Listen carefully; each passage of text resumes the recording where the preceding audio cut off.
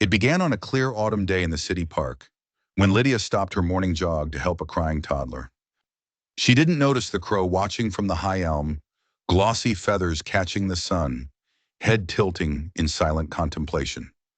As she comforted the child, her foot accidentally knocked a sandwich from beneath the crow's perch, sending it tumbling to the ground and straight under the wheels of a passing bicycle. The crow's shrill call sliced through the air, startling everyone except Lydia, who simply resumed her route, oblivious to the avian outrage above. The next morning, Lydia noticed a parade of crows gathered on the park railing. Their black eyes followed her every move.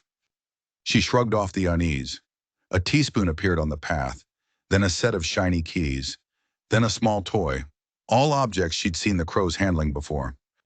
Each time she bent to pick them up, a crow swooped low, brushing past her shoulders, letting out discordant calls.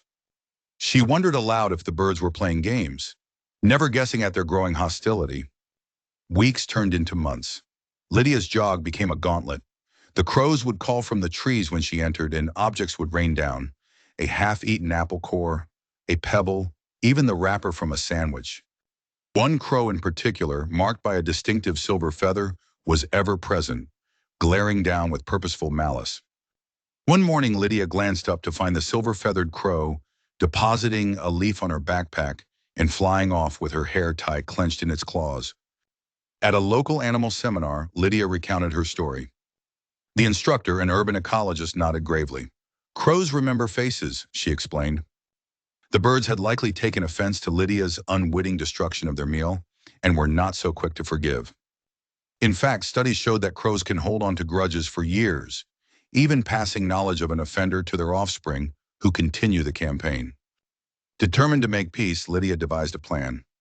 She began leaving small offerings, a handful of peanuts, hunks of cheese, on the same bench each morning. At first, the crows kept their distance, eyes wary, hops cautious.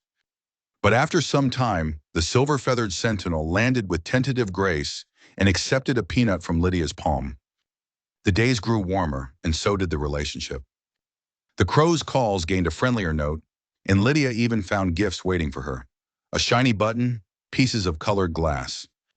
The silver-feathered crow became a daily companion, swooping alongside her as she jogged, no longer an adversary but a partner in curiosity. Years passed, but the memory lingered, tangible proof that crows, as clever and perceptive as any human neighbor, can forgive as well as remember. But Lydia never glanced at discarded sandwiches the same way again.